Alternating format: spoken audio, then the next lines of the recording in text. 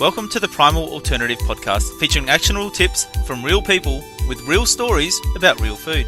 This show is presented by Primal Health Coach Helen Marshall, who empowers other paleo-loving, Thermomix-owning mums to start a sustainable, faff-free business of their own with the Primalista license. The Primalista license brings primal alternatives to the foods we love to our communities, making primal living more doable with less falling off the wagon.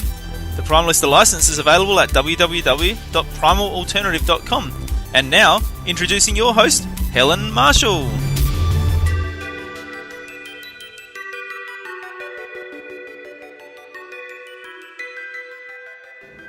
Welcome to the Primal Alternative podcast. Today on the show, I'm so excited to be joined by Primal Blueprint guru Erin Power. Erin is just incredibly inspiring. I love her message around how she transformed her health from being somebody who did everything right. You know, she was a group fitness instructor, she still is. She's doing 16 classes a week. She was eating under 1 gram of fat a day. She was medically boring, but yet she should have been a goddess. She was doing everything right, and yet she wasn't.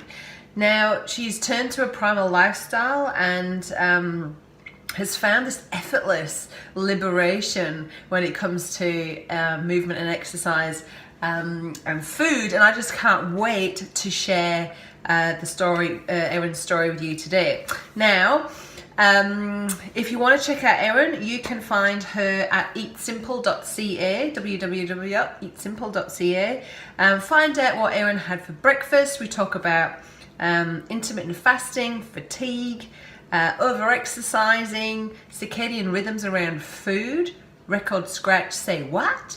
And you're going to love it. So you're going to get loads from this one. Erin is super, super, super cool and you'll love it. Now, if you feel like you want to have a bit of a reset with your health, check out my 21-day challenge, which you can start at any point, anytime, and also my 6-week program, Set for Life, which is based around the primal principles, but also looking at our limiting self-beliefs, things that are holding us back and stopping us from taking things to the next level. We talk a little bit about that in the interview today as well.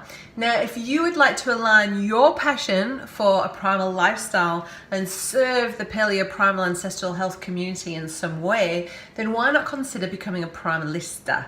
A primalista is a producer of the primal alternative food range. In our food range, we've got fruit toast, we've got fat and seedy bread that's only got 1 gram of carbohydrates per slice, we've got choc chip cookies, we've got gut nourishing jellies, we've got paleo pizza bases, and summer or winter bread. The range is made with the most nutritious, delicious ingredients, and really the mission behind Primal Alternative is to make going grain-free easy. Ditch the deprivation, girlfriend, sister, and embrace the delicious nutritiousness, is that a word? Of Primal Alternative. We need more producers. I need you to help serve your community so we can get these products out into our communities to help the health epidemic that we're in. Over to Erin. Start with what you had for breakfast. Okay. What did I have for breakfast? I had just shy of half of a chicken. And it's 5 p.m. here, and I had that an hour ago. That's when I broke fast today. I had a really just hectic kind of just all over the place day. And so I finally sat down to break fast, and I had half a chicken almost. Yeah. Just on its own?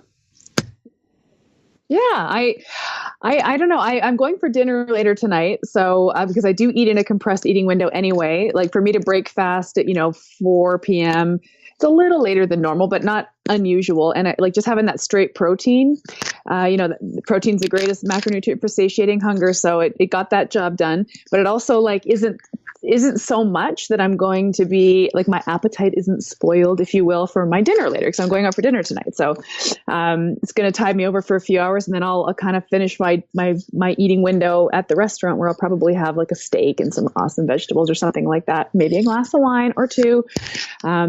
So yeah, I just had the chicken. I eat very plain food. Honestly, I eat very ordinary food. I think it's wonderful. And tell us a little bit about the compressed eating window, because some of the listeners might not know exactly what that means. Yeah. When I say compressed eating window, I'm talking about intermittent fasting. I just don't talk about it in those terms. In fact, the whole concept of intermittent fasting is so funny to me, because it's like, well, obviously it's intermittent. If it wasn't intermittent, it would be called starvation, first of all. So the intermittent part of it is totally redundant.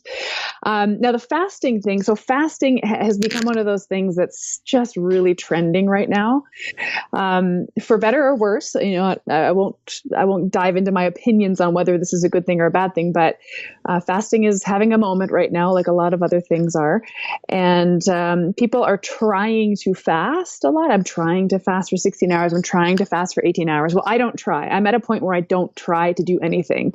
I just, over the years, my meal intervals have lengthened. So, you know, I just, because I've become, you know, really metabolically efficient, I'm really good at tapping into my stored fuel, and I don't have to fuel my body regularly as much anymore.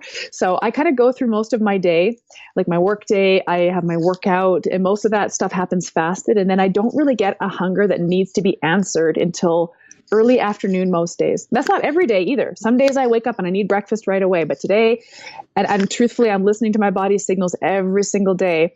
And today was 4 p.m. and I was like, I'm feeling like eating half a chicken. And so I did. Wow, I absolutely love that. And I also love, I know what you mean about the people who are saying, I'm trying to, you know, they're like looking at the clock and they're like pushing through to get to clock up those 16 or 18 hours of fasting. But really, this is more about becoming an intuitive eater, isn't it, Erin? And listening to your body. And if you're waking up and you're thinking, I feel like breakfast, then have breakfast. There's no need to like push through. And really, that's a bit of a hangover, isn't it, from the 80s and 90s starvation diets that we have all been on, let's face it, where I remember filling up with a can of Pepsi Max, you know, no sugar in it, because just to try and fill up, to push through that starvation, which it hasn't done me any favors at all. No. Nope. No, it didn't. And you know, yeah, I was going to say it's funny because the idea of intuitive eating, it's really it's an interesting time that we live in, because people are getting more and more experimental with their health and their nutrition, which is good. I think that's ultimately good. But we're still buying into these buzzwords and keywords, and even into intuitive eating. I'm using a lot of air quotes, more than I usually do, because we're talking about things that are trendy right now. Even intuitive eating. I actually just had a little bit of a rant on one of my social feeds about this. I spoke to a gal who was asking how I eat as a health coach and nutritionist. So I kind of filled her in. Well, here's basically kind of how I approach food. That's where I'm at. She said, "Oh, that's great. I eat intuitively. I just do this intuitive eating thing." It's like, well, that's awesome that works for you. Like, I'm really happy that's working for you. She was in great shape. She was happy. She was healthy. It was working for her. And I said, it's funny though, is that most people that I talk to, that wouldn't work for them, because their intuition is broken. Their intuition around food is broken. And if they were to eat intuitively, they would eat an entire sheet cake. You know what I mean? Like, there's prerequisites that have to happen metabolically for a lot of this stuff that people are trying. People are trying to eat intuitively. They're trying intermittent fasting. They're trying a ketogenic diet. They're trying this. They're trying that.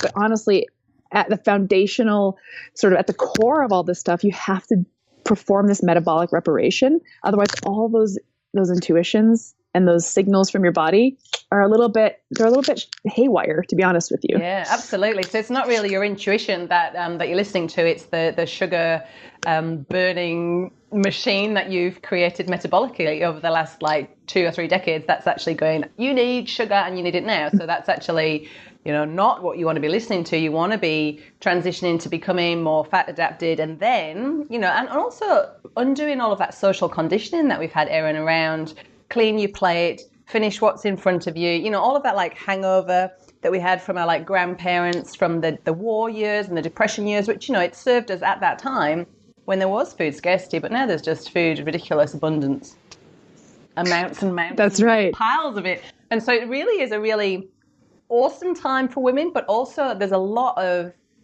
conventional wisdom that we need to just erase, don't we? And really sort of wipe the slate clean and try and reset ourselves again. 100%. Actually, the very first thing I do with any client that I take on in my health coaching practice is I have this big document that I've been amassing over the years of all the conventional wisdom I'd like them to just sort of abandon. So I actually put it in front of them and say, here's some of the things that we've believed about nutrition for the last decade, several decades. We're going to just set that aside and we're going to develop new wisdom. And it's going to be a little unconventional, but it's based on biochemistry, which is beautifully, in some ways, simplistic, and you almost can't argue with it. I spent over 20 years in the fitness industry, and I'm still in it. I'm still in the fitness industry, and I'm very apologetic, actually, about some of the dogma and the beliefs that the fitness industry specifically piled on us about food. And a lot of it came from the health and fitness industry, right? Eating on the clock, eating every few hours, keep your blood sugar stable by just eating all the time. And lots and lots of just weird beliefs that ultimately just bewildered people. It just overwhelmed them with information. Much of it was conflicting, and not much of it was based on biochemistry. So it's like, let's just wipe the slate clean. Let's go back to biochem, back to how the body's cells work. And that actually in some ways simplifies it, I think. I think it absolutely does. And my history as well is a personal trainer and worked in the fitness industry for 20 years before I became a primal health coach. And it's the same thing. Every single woman that I used to see back in the day, all they wanted to do was to lose weight and tone up. There was no connection between food and mood, or food and how your body was functioning on a fertility level, hormonal level, everything like that. Mood, depression, anxiety. There was nothing, no link at all. And so I do feel as well like it's my duty now to go forth and spread this word as much as possible, so that people know that they're not on their own. And that was actually a big crock of crap, and it didn't work. And it's not their fault that they're now in their 30s and 40s and in a complete health crisis, right? Absolutely. It's so funny. I say the exact same thing. It's not really your fault. It's not really your fault. You were being fed bad information. And for that, I apologize on behalf of the whole fitness industry. But hey, it's not too late. We can start making steps to get us on the right path metabolically. So. Love it. So tell us about your story, Erin, from when you were, following the conventional wisdom, and then tell us about how you came across Primal. Mm-hmm. So yeah, I was the most well-behaved, nutritionally, fitness, nutrition. I had everything dialed in. I did everything right. I was so obedient. I ate 5 to 6 small meals a day. They were lean protein, healthy whole grains, very low fat. I was the best at low fat eating. I could go a whole day with fewer than 1 gram of fat. I'm really good at low fat. I was very good at it. Also, I was in the fitness industry, as I mentioned. I wasn't a personal trainer. I was and still am a group fitness instructor. So that's a little bit of a different branch of the fitness industry, where we're group fitness instructors just work out a lot. We have to just teach a lot of classes, basically. So I was teaching, 2 to 3 hours of classes a day. And these are moderate to high level intensity, because when you're the instructor, you kind of have to push it. So I wasn't ever like an endurance athlete. I wasn't pounding the pavement. I was just going hard in the gym, in the fitness studio. So that's that chronic cardio stuff that we now know. But at the time I thought, well, whatever, I'm eating right. I'm burning tons of calories. Everything I should be a goddess. I should be Wonder Woman, but I wasn't. Over time, well, I was in my 20s. In my 20s, that all worked out for me. Then I got into my 30s, and I just started. Really, what my biggest symptom that I was struggling with was my unmanageable energy levels. All of a sudden, I could not function. Not only could I not function in my classes that I was teaching, I couldn't function in my day job. At the time, I was working in marketing and advertising. And if somebody called a meeting in the afternoon, oh my gosh, forget it. I would have to stand up in the back of the boardroom, because if I sat down, I'd be asleep. I could not manage my energy levels unless I was fueling my body consistently with whatever orange juice or jelly beans or, glucose, basically. So that was a problem for me. I was really struggling with that, where it was the point where I couldn't even get through my fitness class unless I was drinking not even Pepsi Max, actual Pepsi. I had to be drinking sugar during my class to get free glucose into my blood to fuel that workout. Like, there was just nothing working. But it's okay, Erin, because it was low fat, right? Exactly. There was no fat in there. Still under 1 gram of fat, but you were completely worn out. Exactly. Everything else I was doing was by the book, by the letter. And I was getting very, very sick and very, very fat. I was also just piling on this abdominal weight, which we call insidious weight gain in the primal community. And that's the best way to describe it, because it was like, man, it came out of nowhere. One minute I was lean, the next minute I had this big belly, and I couldn't get rid of it. I mean, what more could I do? I was burning thousands of calories a day. I was eating lean. I was eating light. It wasn't making sense. So I went to my doctor, and previous to this, I'd been pretty medically boring because, like, again, I was a really healthy person. I never ate junk food. I wasn't a party girl. I didn't drink and eat pizza late at night. I didn't do anything wrong. I was such a nerd. I still am a nerd, but I was a different kind of nerd back then. But I went to my doctor and I said, she gave me my little annual checkup before she could flee the room after my designated 7 minutes was up. I said, wait, I'm actually having some health concerns this year. Can you put the brakes on for a second? So she came back and I said, I'm having these symptoms. I'm having these experiences. What could that be? She's like, well, I mean, I can send you for a full blood workup if you want. She said, but it sounds to me like you're pre-diabetic. And I was like, well, what even is that, right? This is like 8 years ago. What is pre-diabetic? She's like, well, basically it's like you're almost diabetic. And if you kind of wait for a bit, then you'll be diabetic. And then I can give you insulin or something to manage your diabetes. And it's like, okay, so I'm just going to wait to become diabetic? Oh no, my God. I reject that diagnosis. Yeah, I reject that diagnosis. Have a nice day. So I left the doctor's office and I went to the bookstore because I was in the mall. That's where my doctor's office was. And the bookstore has the computer kiosk where you can type in, keywords to search for books. And I typed in diabetes. And I knew enough about diabetes to know it was an insulin problem. So I was typing in diabetes. I was searching for books about insulin.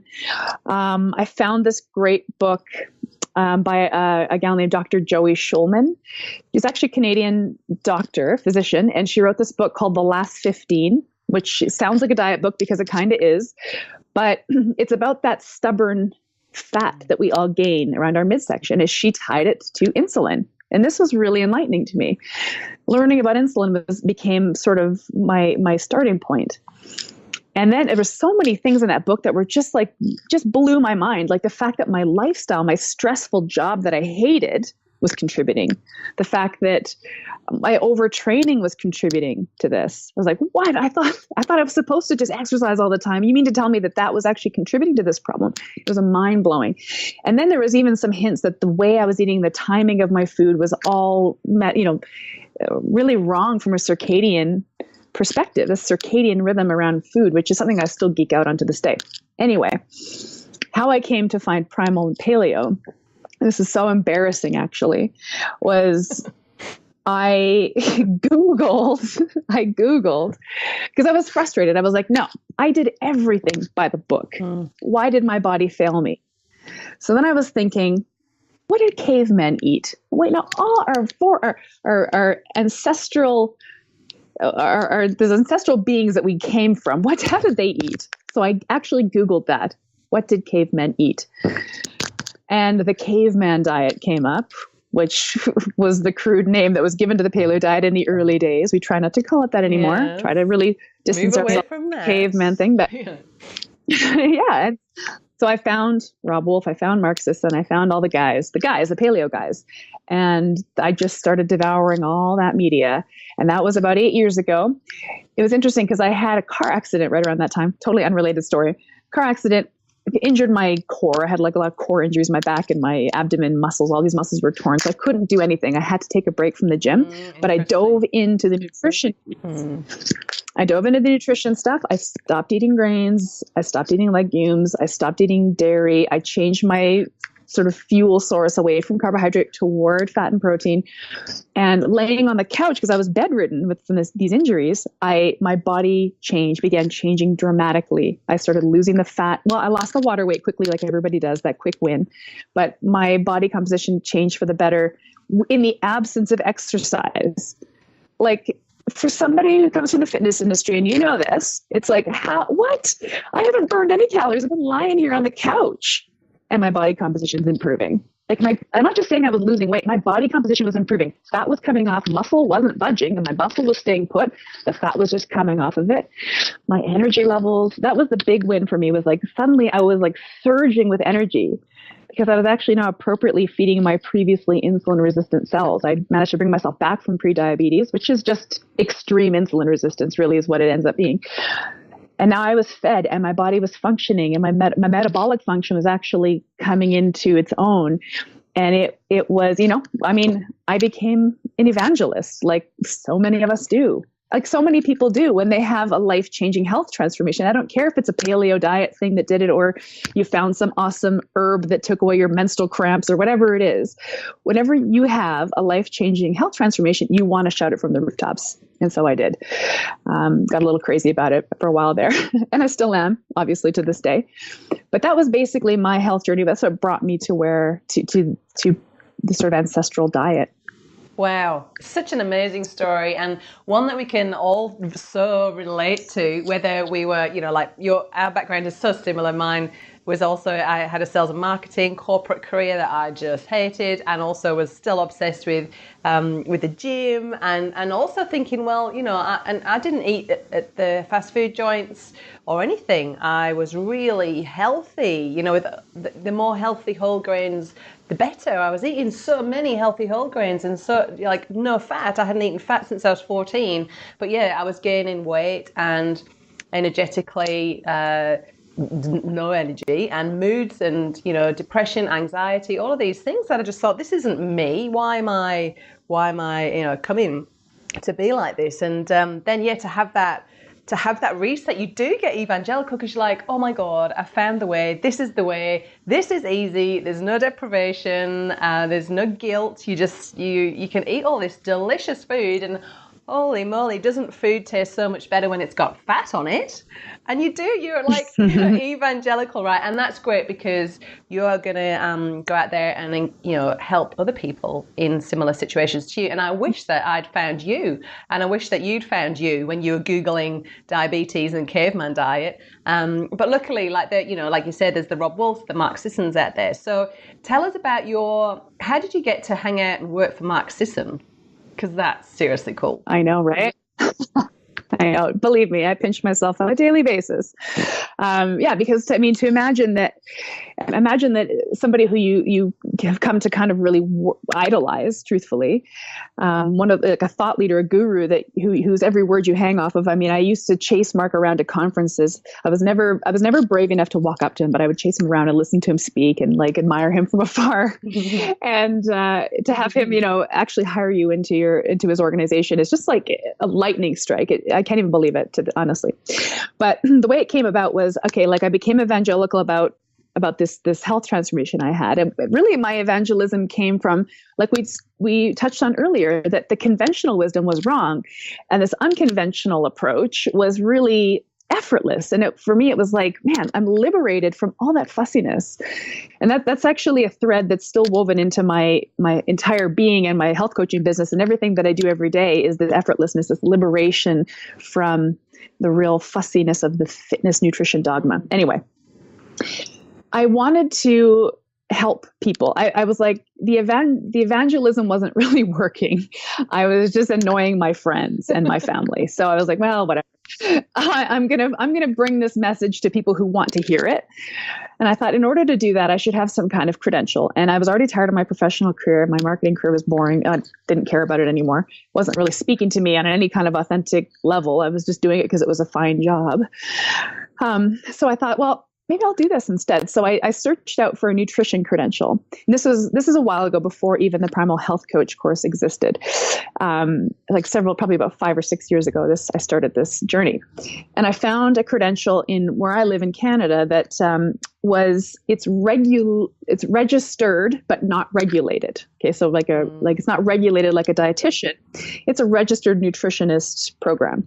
It's a holistic nutrition diploma. So it's full-time school for a year. There's a big board exam you have to write, case studies. It was legit school. It wasn't like It wasn't like Cracker Jack school. It was legit school.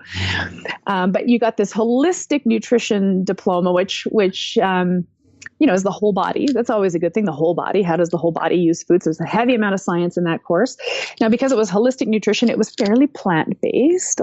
Most of my classmates were vegan. So I'd be like Shane eating my chicken legs in the back of the room. Whatever, it's all good. But I learned, it was great. It was a great school. I can't say enough about it. It was good.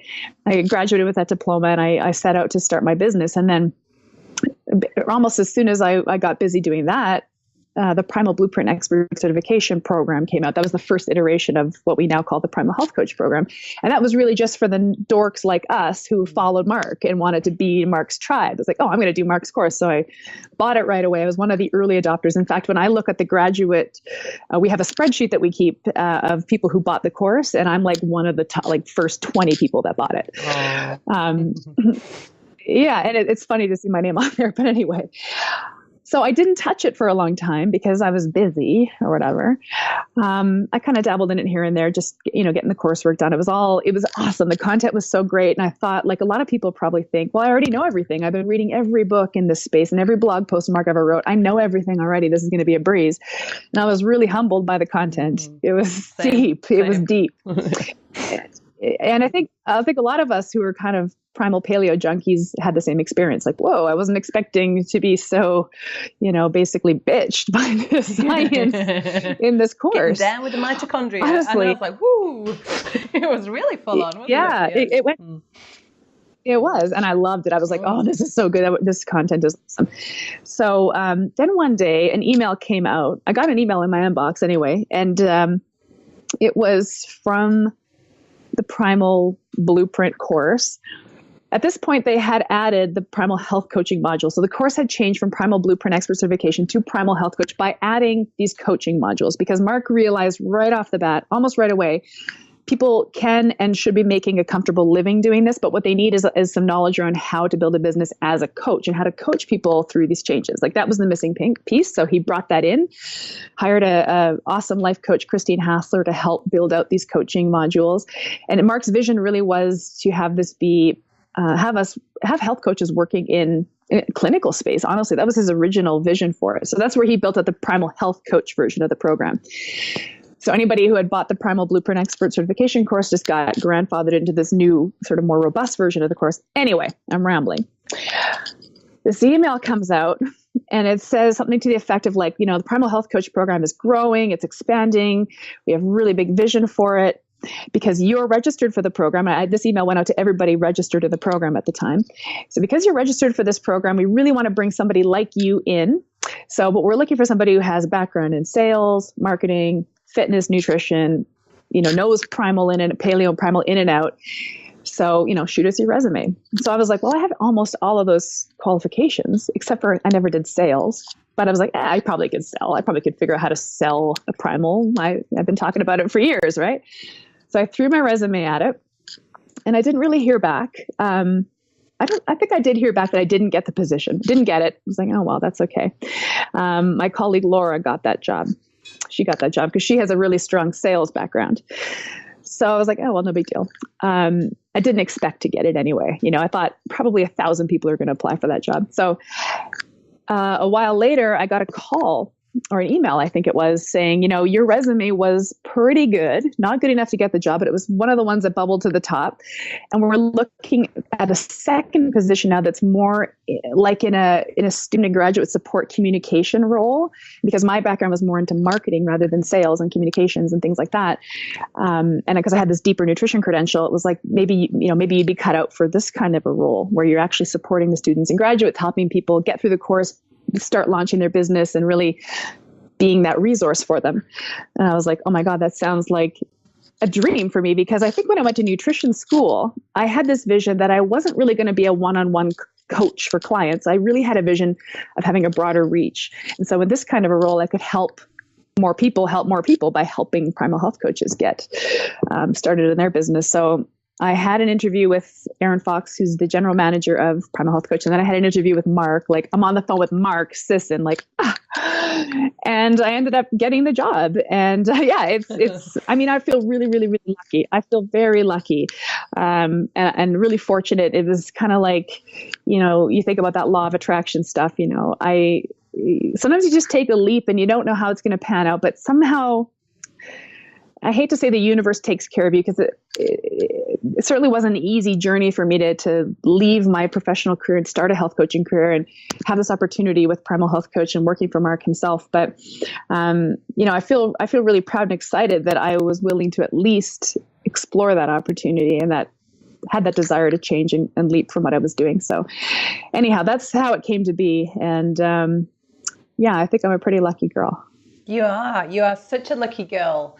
It's amazing. I love that story. And I also love how whenever I interview anybody who's had a primal transformation, there's always that little bit of law of attraction, or, all these things just lined up. Oh, it could be a coincidence, or it could be, the wonder of the infinite or the universe. And there really is that little bit of magic that happens. And I personally believe, Erin, that it's because you're so... you're so kind of, your energy is so much purer when you're eating a plants and animals based diet, that you're just a lot more connected to not just your intuition around what you want to eat, but also that inner guide that you have. Like, it's suddenly so apparent, and you've got this extra energy and this extra, I don't know, just joy for life to get that inspiration and have that energy to take action and move forward, and to have that extra confidence, like, what the hell, why not? What have I got to lose? My life's great anyway, kind of approach. You know what I mean?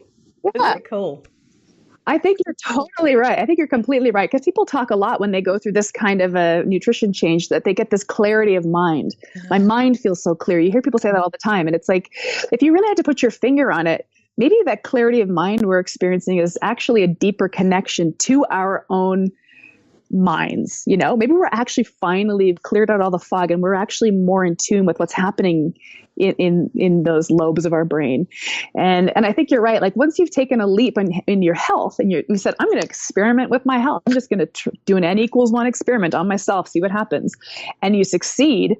Well, then you're doing N=1 experiments everywhere, Yeah, like totally. In your career, your family, your relationships. Like, you really do lose that fear of failure. Like, when you're able to empower yourself to come back from a pretty unmanageable health crisis, if you will, that trickles through. Into other areas of your life for sure. It's really amazing. So what does your business look like now, Erin? So you've already said that you ditched that marketing job that you hated, and now you're on the the Primal Blueprint payroll. But do you still have your own clients as well? Like, how does your week look? Yeah, I do still have my health coaching business. It's funny, because the way I used to phrase it was, well, I kind of do it on the side now, because I have this full-time gig supporting Primal Health Coaches, which I absolutely love. I can't stress how much I love it. But that verbiage, actually, Christine Hassler, our coaching director, she just encourages people away from using that kind of language. So basically, the way I structure my health coaching business is I carry about 3 to 5 clients at a time, and that's it. And I do one-on-one client coaching. It's funny, because when I went to nutrition school, I really thought I was only going to do that for a brief period of time, just to get some street cred as a coach. So I could say that I did consult clients, and I was probably going to move away from it and do workshops and retreats and speaking engagements and write books and do all this broader outreach stuff. But I actually really love one-on-one coaching now. I've grown to really, really enjoy it. And so I carry about 3 to 5 clients at a time. And my business is called Eat Simple. And I came up with that idea when I was sitting in my holistic nutrition classroom, and I was learning all this holistic nutrition stuff, and it was still too fussy. I was like, everything's too fussy. I'm not going to drink a turmeric ginger tincture. I'm not going to, burn herbs, and I'm not going to do any of this stuff. I'm a food person. I like to eat real food. I don't like to put crazy recipes together. I just want to eat and live and move and just be happy. So everything was still too fussy. And so this Eat Simple concept came to me when I was in school. So everything that I do in my health coaching business is about simplicity, about an effortless relationship with food and movement and your body, and just really liberating from anything fussy. So even people who are busy peeing on keto sticks right now because they think that's how they have to get into ketosis, it's like, nope, too fussy, don't care. People who are counting their macros or, getting their body fat measured, it's like, nope, don't care, too fussy. I don't do any of that stuff. And that's the messaging I put out in my marketing materials, right? So I market very sporadically. I'll write a blog post here and there. I'll do a podcast here and there. Social, I don't spend a lot of time hustling my business, but because I've been at it for long enough and my voice is clear enough and people understand I'm the lady who likes to keep things simple, I get this steady influx of clients that just want that. They're like, I don't really want to get into a bikini. I'm not looking to get into a wedding dress. I don't have a deadline for this. I just want to finally feel at peace with food. And so that's people that come to me, and it's so fun to work with them. So I carry 3 to 5 clients at a time, and most of my clients are on an 8 or a 12-week program with me. So it's like it's sort of an intensive immersion that I spend with these clients. About once or twice a week we get together, on Skype or by phone. And then I work a full-time day with Primal Health Coach. So it's very easy for me to kind of slide client, calls in amongst my Primal Health Coach calls. I still teach fitness classes, but I teach way fewer. I'm probably down from, I used to teach 16 classes a week, and now I teach 3, which I love. I don't feel like I'm crippled all the time. I get into the weight room. That's important to me. I love lifting weights. I try to get some nice long walks in. Like, I really feel like I've struck a really amazing balance. And I just think it's a real happy existence that I managed to carve out for myself. But yeah. I love it. And I also love the extra coaching sessions from Christine, because up until then, really what I was trying to do when I worked with clients was just tell them everything I knew about Primal.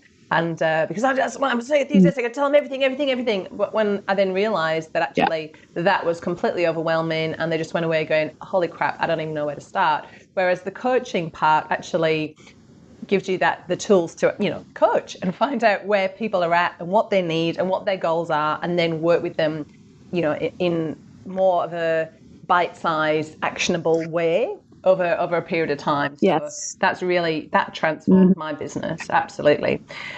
Yes. Could you tell us about your role with the Primal Health Coaches and how do you support the health coaches? Yeah. So right off the bat, it started off more as a customer service thing. So if people were having problems with anything at all, I was kind of the go-to, where if you had any question about anything, I was your girl. But we since have evolved that a little bit. It's my dog. Hi, doggy. Hey, buddy. Oh, cute. He's cute. We've since evolved that, because what we were finding is a lot of our coaches were what a great community of people, first of all. Like, what a tribe of like-minded people. I feel really fortunate, because I got to tell you, I'm currently enrolled in 2 other health coaching programs, basically just to see what they're doing. Like, I'm kind of professional, competitive, analysis, if you will. And our community is so focused, which is what I love about it. The focus on the ancestral health movement is, it's awesome. It's a great community to be part of. But what's coming out of this amazing, engaged community of students and graduates was people who are like, I'm ready to make a leap. I want to start a business. I just don't know how. I'm scared. I don't know anything about how to build a website. I don't know anything about how to, market myself or where I'm going to find clients. So because I've been at it for a little while, I just started, I moved toward more of a coaching role in that way. So I spend a lot of time on the phone every week with Primal Health Coach students and graduates who are like, okay, I'm really serious about this. This is going to be my new career path, and I want to know everything about how I can start this and what it's going to look like for me. Because every single person who graduates our program, and I'm not exaggerating, goes to business in a totally different way. Absolutely. It's so cool. It's so cool. We all get the same education. We all come from roughly the same-ish background, but everybody's launching a totally different business. So I just help kind of tease out what their business is going to look like. What's your background? What other credentials do you have? What do you love? What's your sort of zone of genius in terms of ancestral health? Like, for me, it's insulin stuff, because that was my health transformation. Some people are autoimmune. Some people are women's health. Some people are thyroid, what have you. I just spend a lot of time hashing things out on the phone with Primal Health Coaches. Another big part of my role is imagining like product development. So what more can we as an organization build and deliver and develop for our Primal Health Coaches. And that's one of the reasons why I'm enrolled in so many other health coaching programs right now, is to see what other programs are doing and if any of that kind of stuff might be beneficial for our community as well. Wow, just incredible. So for people who are starting out, I know some of our listeners will be Primal Health Coaches or other health coaches, or they might have just a real passion for Primal and want to serve the Primal community in some way, whether it be fitness classes or food products. Have you got any actionable tips that they can take away for like where to start? Because really that is that, like, I've got this dream, but I don't know where to start. And it's a bit of a big question. Yeah. How long have you got? It is really big. It's a very big question. And I don't have a real tidy answer for it. And this is the conversation that I have all the time with Primal Health Coaches. So we have to kind of navigate that together one-on-one a little bit. But the best place to start always is at your health transformation. That's always the place where you want to start, is who were you before you got to be who you are now? Who were you before your health transformation? What was your life like? Were you a busy executive? Were you a working mom? Were you a single parent? What were you? Who were you? And what was your health crisis, and how were those things related? And then how did you get better? What approach did you take to get better? And I use the phrase get better very loosely. Please take it with a grain of salt, because we don't use that kind of language in health coaching specifically, but speaking among friends, we can say, I got better. That's going to end up being your what we call your avatar client, which is a really important place to start. It's truthfully the place to start. Like, as an example, when I created Eat Simple, it was like, I didn't just come up with Eat Simple. I came up with the person I was going to help. Like, the person I'm going to help is the person who, like me, did everything right and still got fat and sick, and is bewildered and baffled as to how that could happen, and wants something simple and straightforward to get them on the journey to health, right? So that's who my person was. And then Eat Simple unpacked from that. So everything about that now is an authentic expression of self. And I think that's really important. I say this as somebody who has been a marketer for my whole professional career. And you know this too, having been in marketing as well. Anytime as a marketer, you have the opportunity to market something that is authentic to who you are as a person, it's effortless, easy. Mm-hmm. I can tell the story of Eat Simple so easily because it's my story. And my clients are me. And that is the number one thing that you should do when you're starting out as any kind of entrepreneur. I don't care if you're a health coach or if you're selling, knitted washcloths on Etsy. Figure out who you are and who your client is, and make sure those things are aligned, because that makes the whole business building thing a lot easier. Like, if I were going to go and try to dabble in whatever, like bikini competitors, if I decided I was going to market to bikini competitors, I wouldn't know what to do, and I would hate every minute of it. Mm-hmm. And anytime I veered away from my little tiny avatar Erin-like client, I've regretted it. Anytime I've taken on a client who was not in my niche, I've regretted it. So I know that sounds like probably pretty redundant advice, but I can't stress it enough. Everything unpacks from who your client is, and that ultimately impacts from who you are. Absolutely. No, I think that's really, really the essence of creating a really good business, is to tell your story, because your authentic self will attract your avatar client or your target client, however you want to say it, and then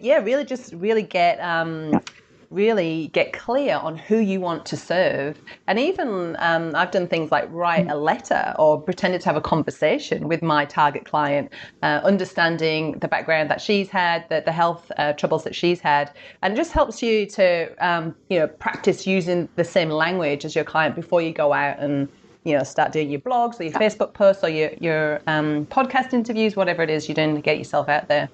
Fully That's good right. advice. That's cool. Yeah. Well, actually, when I had one other career lightning strike. I had this one job. This is just an anecdote, but I had this one job a few years ago, and I was working for a really big sporting goods retailer. So selling, whatever, like gym clothes and running shoes and skis and golf clubs, like big sporting goods retailer, biggest one in Canada. And I got to be the brand manager for for this sporting goods company. That was like awesome for me because our avatar client, we actually hired a brand agency and a big expensive advertising agency to develop our avatar for us. And it was a guy named Steve, and he drove a Toyota Tacoma, and it was green, and he had a yellow lab, and they really, really get granular on who this guy is. It's just a fake. Yeah, it's a fake guy they make up, but they're like, okay, he shops at Safeway for groceries. He reads, Men's Health magazine. Like, we had Steve dialed in. He was just a fake guy that we made up. But I was like, I'm Steve. I am Steve. Everything about Steve, I am Steve. So I got to go into work every day and knowing that I'm Steve. And as the person I'm the brand manager, I'm telling the story of Steve. Man, that was the easiest job for me, because it was like, I know Steve because I am Steve. So when you go to market as a small business owner, when you go to market as an entrepreneur, small business owner, and you're just talking in your own voice, the people who relate to you, like the people who to whom you're aligned, they self-select into your care. Like, people only press that book now button on my website if they already know they're going to book with me because they like me. There's no ambiguity about who I am or what I do, because I'm putting my authentic self out there.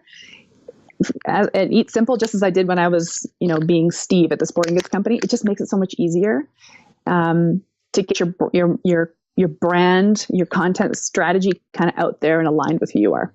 Anyway, I could talk about branding all day, so I'm going to just me too. But we'll stop the branding thing. I just want to rewind a couple of conversations back into the interview when you were talking about circadian rhythms of eating. Can you tell us a little bit more about that? That sounds so cool. Yeah, it is cool. And honestly, I've layered that into my ancestral health coaching practice, because it was one of the first things I learned when I went to the bookstore and found that insulin book, The Last 15. And one of her one of her ideas was, and it's based in science, is that the body has a circadian rhythm. We're humans. We're diurnal animals. We're not nocturnal like a cat. We're diurnal. We're awake during the day. We're asleep at night. Of course, there are some exceptions to the rule. Shift workers, which we already know, shift workers are kind of on an uphill battle for health improvement because their circadian rhythm is off. Like, specifically, that's the problem, is they're on an opposite circadian rhythm. So we know the importance of circadian rhythm. So the idea where metabolic hormones are concerned, and I'm really oversimplifying the science here, but our insulin and our cortisol kind of wave up and down throughout the day, and there's a natural rhythm to that wave. And if we're feeding at times when it makes sense, according to what metabolic hormones are up or down, our body can just utilize that fuel better. We can get more energy out of our food. Insulin's the master metabolic hormone. It's the one that decides if food is going to become fuel for your cells, or if it's going to get stored on your body, or whatever the case may be. So if you can feed yourself when insulin is sort of ripe for the picking,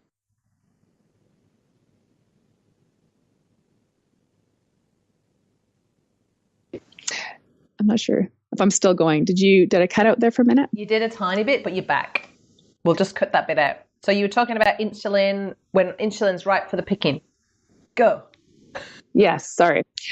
So basically the long and the short of it is that, and I start my clients this way too. I'm kind of giving away a little bit of my proprietary Eat Simple sort of business here, but if clients who have a totally chaotic relationship with when and how and what to eat, one of the things I get them to do is start with breakfast. I know that sounds ridiculous, and I don't even eat breakfast anymore. I just told you I broke fast at 4 p.m. today. But to start at breakfast and say, this is when insulin is starting to climb at the beginning of the day. When you first wake up, insulin started to climb. It's waiting for that morning feed. Prioritize that breakfast. Make it very fuel dense breakfast. Like, get some good satiating fuel. And by that, I mean like protein, fat, some really high fiber carbohydrate, nothing fast, no fast carbohydrates, some really sustaining, satiating fuel into you early in the morning when insulin's ready to kind of deal with it and get it into your cells. And ideally, if you get that breakfast right, it should satiate you for quite a long time. So now you're about midway through the day. Your day is half over, like where it's noon, your day is half over as a diurnal animal. By the way, I don't care if this animal is sedentary or active or pregnant or sick or nursing. The diurnal circadian rhythm is the diurnal circadian rhythm, no matter what kind of human animal you are. That's just our rhythm. So that simplifies it. Mm-hmm. It's like, I don't care if you're training for a Spartan race. This is still the circadian rhythm that you answer to. Anyway, day's half over. Now the meals can start to lighten up. So now we start to focus a bit more on like vegetables, maybe leaner, lighter protein, if that's your thing. I don't know. And then as the day goes on again, now you're into your third meal, your dinner time. Well, the day is almost over. You're probably going to eat dinner and then go to bed at some point. So that meal becomes very small. So I call it the funnel. The day kind of shapes like this. You start off big and you taper small. And that answers the rises and falls of insulin and cortisol. It really matches up nicely. Also, it just makes sense. It's like I got the whole day ahead of me. I'm going to fuel the day. Like we're fueling the day. When you wake up in the morning, you're fueling the day. Now, over time, what the benefit to this is that you start to tap into what satiety feels like, what hunger really feels like, because you're starting to answer now. And you're answering hunger with a meal whenever hunger happens to emerge. We're not eating because it's lunchtime. We're not eating because I haven't eaten in 3 hours. We're not eating because we're just so ravenously hungry. We're feeding ourselves well with satiating, nutrient-dense foods in this funnel shape that answers our circadian rhythm. And it really starts to connect people back to hunger and satiety, which is a skill humans have lost, honestly. And that's the big win there. Over time, the funnel goes away. Like a lot of my clients that I've had for months and months will say, oh, Erin, you're going to be so mad at me. My funnel's broken. I'm only eating twice a day and both the meals are kind of the same size. And I'm like, I don't care. It doesn't matter. You're answering hunger. Your insulin function is, restored. You've got great energy. You've got control over your appetite. Your body composition is changing. You're feeling good. The funnel goes away. It's just it's a means to an end, but it taps us back into that circadian rhythm that we've lost, because the people who are coming to me are people who were following all these crazy diet dogmas that were like, you got to eat all the time. You got to eat all the time. Keep your blood sugar stable. You got to keep your blood sugar or your insulin sort of humming along at the medium to high level all day long by just eating all day. And that's not how insulin's meant to be. It's not meant to be steady state. It's meant to rise and gently fall and rise and gently fall. And the circadian meal timing answers that. I love it. Make sense? Yeah, it does. Whereas the conventional wisdom's more like of a tube going all day, whereas yours have got the funnel. And like you say, that's just there to get some systems in place or a structure in place or a plan just to get that reset happening. And then from there, you can just go on and, tune into your own hunger. Because really, when you first start out, you're not really sure what is hunger and what's not. And it really is a bit of a relearning process. Hey, yeah. Yeah. So right. And that's a good point. Yeah. Go ahead. So exciting. What is on the cards for the future for Erin? Because I don't know if I'm just picking something up here, but I've got a feeling there's a book coming from you. Is that right? You're so smart. I have to tell you, I love that you said that, because now I've got to do it, right? Because now it's out there. Yeah. Oh, shit, I was right. I just had a feeling. Well, I'm really fortunate. So in a couple of weeks' time, I'm heading to Malibu for some meetings at Mark's house. And I'm going to put that bug in his ear because Mark has a publishing company, as we all know. And I have an idea for a book, and I've had this idea for a long time. Now, my background is as a writer. I started as a writer since I was a kid, and I've always known that I was going to write a book at some point in my life, but it never materialized. But the tagline for my business, Eat Simple, is achieve an effortless relationship with food. And I've built a program that's called 8 Weeks to Effortless. And in 8 weeks' time, using this combination of circadian meal timing, ancestral health, my knowledge of just, holistic nutrition and fitness, I'm able to really move the needle on people's relationship with food in 8 weeks' time. So what I think is out there already a lot is a lot of diet books with a lot of how-tos, a lot of recipes, a lot of nice food pictures, a lot of lists of food. But the thing that I have envisioned in my mind is more of a story. Yeah. There's still going to be tactical pieces like how to do this, but it's not going to be about the recipes and the plan and the on day 1 do this and on day 5 do this. It's not that. It's more of like what is the beauty of an effortless relationship with food? Because I'm in it for about 8 years now, and not one day goes by where I'm not just absolutely just overflowing with happiness, that I don't have to think about food or obsess about what I've eaten or how I've moved or if I earned and burned enough. Like there are no words to describe what that liberation feels like until you've actually experienced it. And I want more people to experience that. I don't care if they shred their body down to like an amazing bikini bod. I want people to have an effortless relationship with food. And the people that I'm running into want that too. So that's the book I think I want to write. It's not really a diet book. It's more of a lifestyle mindset shift story. Yeah. That's gonna, yeah. I have most of it honestly written because I've been working on my client materials for years now, and all of this stuff's coming out of my head and I'm giving it to my clients. And it's just a question of just doing it. So now that it's out here in the podcast sphere, I guess you're gonna have to pitch it. I got to answer to. You're gonna have to do it. I guess. Oh my God. And you know what? I think that there really is like a hole in the market out there right now for something that, and I just love what you're saying about the liberation and the fuss freeness of it, because, you know, like you say, most of us women don't have time to pee on sticks and test our blood. And, you know, we'd like to do some fasting, but the reality is, you know, we've got kids, soccer after school, and we've got that to do and this and that job to go to. And we just want something easy that we can do that isn't so punishing and so restrictive, because we've had decades of that and it just hasn't served us, and we're all just feeling worse for wear for it. So I'm so excited, and I want to have your book, and I'd like to get a signed copy. Okay, yeah. Okay. Okay, all right. Put it on the wish list. Put it on the wish list. It's coming. That's so cool. It's funny that you mentioned, because I was chatting with actually a client of mine today. Maybe she'll even watch this podcast and know that I'm talking about her, but she had great success. She had really great success. She was an awesome client. She just nailed it. She was just one of those amazing clients that just got it right away, just kicked butt. She's actually probably going to become a Primal Health Coach herself. She's just so into it now. So she emailed me today and she said, I know our sessions are done, but I just have this one question for you. I'm thinking of getting my body fat tested. Do you recommend a bod pod or a DEXA scan? And have you had either, and what were your experiences? And I said, get the DEXA scan. It's definitely the most accurate. Plus you get your bone density checked, which is always a good thing to know.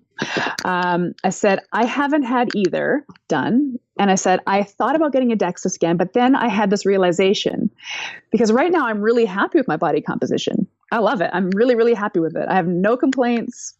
What if I go and get the DEXA scan done and it discourages me? Like right now, I feel really good about everything. I don't want to chronicle and weigh and measure. This is why I'm struggling with some of the modern sort of what I'm seeing out there if we're talking about peeing on sticks or taking blood glucose readings or doing your measurements or before and after pictures even. It's like, I just don't want to do any of that. I just kind of want to live with this effortless relationship with food, feel happy about what I'm walking around in. And I don't really want to know what my body fat percentage is. I think it would just probably bum me out, honestly. Yeah. You know what I mean? Like I don't really relate I'm to discouraged. that. Yeah. And you know, we can measure like how many times we turn over in bed. We can work, you know, we can have an app tell us, you know, what our heart rate variability is. There's like so many things that we can monitor, but nobody's really, or we're not nobody, but we are moving so much more away from how do you feel? Like, how are you feeling? Yeah. And really, that's the most important thing. And if you're feeling freaking awesome, walking around in your freaking amazing vessel, then hallelujah. Like, what more do you need? Exactly. And that's what I mean, Mark is a really big proponent of that. Mark Sisson is all about the subjective markers of health. But it's even after he wrote his keto book, people bought his book and read his words and still went out and started obsessing about their macros and their blood ketone readings. And it's like, but that wasn't Mark's message. Like, that's not the message. And I mean, to your point, like, I would just love more people to celebrate feeling good. Just celebrate feeling good. And don't worry about what the data points are. But if you feel amazing, who cares what the data points are? Absolutely. You know? I love it. What a great note to end on. That's really, really in line with my message too. So I really relate to that. Now, I know you only have a small window to take new clients on, but if people want to find you or want to work with you or just want to, binge out on some Erin time, how do they find you? Okay, my website is eatsimple.ca, which is the Canadian website extension. There's a book, a free consult button you can book and just spend a half an hour on the phone with me, and it's just to get to know each other. That's no obligation. Anybody can do that. I actually have a couple clients in Australia right now, so it's not out of the, welcome to the global economy. We can have clients everywhere and be friends anywhere. Love it. And I'm also pretty active. I'm pretty active on social media in Facebook and Instagram and YouTube. So my Facebook and Instagram handles are eatsimple.ca. So easy to remember. The YouTube handle is not easy to remember because I don't have a big enough following to have like a vanity URL, but you can find those links sometimes through my website. And I do take to social media. I share a lot of free stuff. Like I ultimately just want to dispense wisdom and get rid of the conventional wisdom and try to enlighten people. So, I don't hesitate to give stuff away for free on social media. And I love talking about this stuff. So if anybody just wants to get on the phone and just like riff about primal nutrition, I'm happy to do that all hours of the day. Awesome. Well, thank you so much for your time today, Erin. It's been just a buzz to talk to you, and hopefully we'll connect again soon when we're talking about your new book. Absolutely. Oh, there we go. It's out there now, man. Yeah. Thanks, Helen.